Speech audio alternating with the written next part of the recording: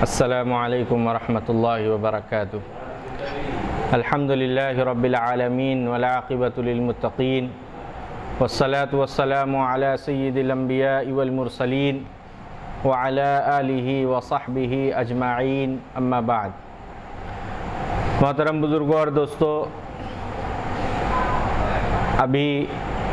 Corona virus के पेश नज़र जो हालात हैं और चंद दिनों बाद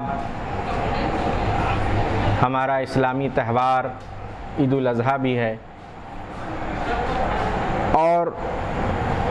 क़ुरबानी के ताल्लुक़ से अभी कुछ लोग आपस में गुफ्तगू भी कर रहे हैं और इस बात पर गुफ्तगू हो रही है कि क़ुरबानी न करके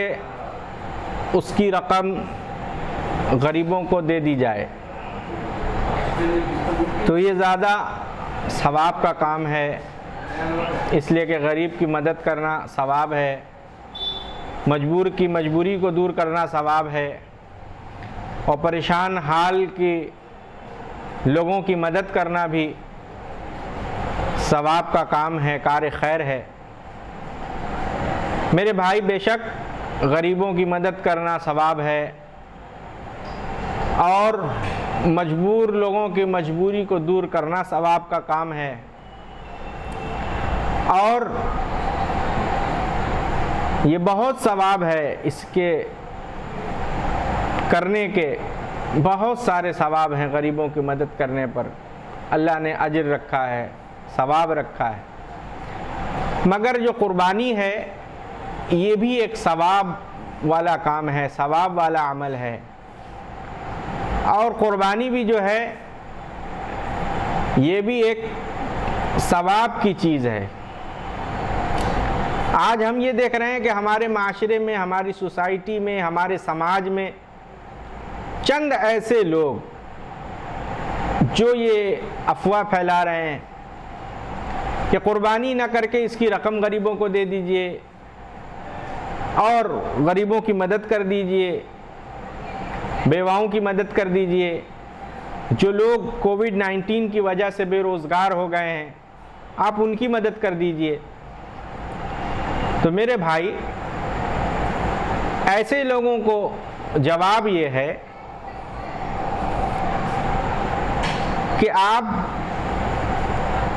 जब अपने बच्चों की शादियां करते हैं, बच्चियों की शादी करते हैं, उस वक्त तो आपको गरीब याद नहीं आते। गरीब तो आपको उस वक्त भी याद आने चाहिए जब आप अपने बच्चों को, बच्चियों की शादियां करते हैं, लाखों रुपए खर्च करते हैं और जब अपने बच्चों के बर्थडे मनाते हैं, जन्मदिन मनाते हैं, उसमें लाखों रुपए खर्च करते हैं। जब आप खुद अपनी एनिवर्सरी मनाते हैं और उस एनिवर्सरी, उस शादी के सालगिरह में जब लाखों करोड़ों रुपए खर्च करते हैं, उस वक्त तो आपको गरीब याद नहीं आते। क़ुरबानी में आपको गरीब कैसे याद आ रहे हैं? मेरे भाई, साफ सुथरी बात यह है कि क़ुरबानी भी एक सवाब का काम है और क़ुरबानी भी उसी शख्स पर वाजिब है जो साहिब इस्तिताअत है। जिस तरह हज साहिब इस्तिताअत पर फ़र्ज़ है, उसी तरह क़ुरबानी भी साहिब इस्तिताअत पर ही वाजिब है। क़ुरबानी करें आप। आज ज़ोर दिया जा रहा है इस बात पर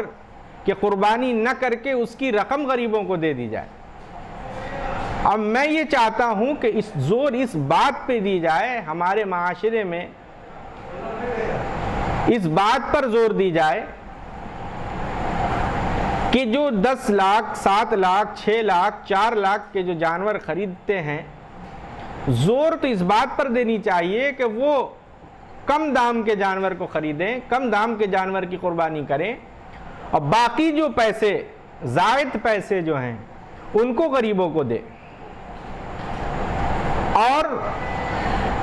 अगर मुनासिब हो तो हिस्सेदारी में क़ुरबानी करें और जो पैसे हों वो गरीबों को तकसीम करें, गोश्त गरीबों को दें,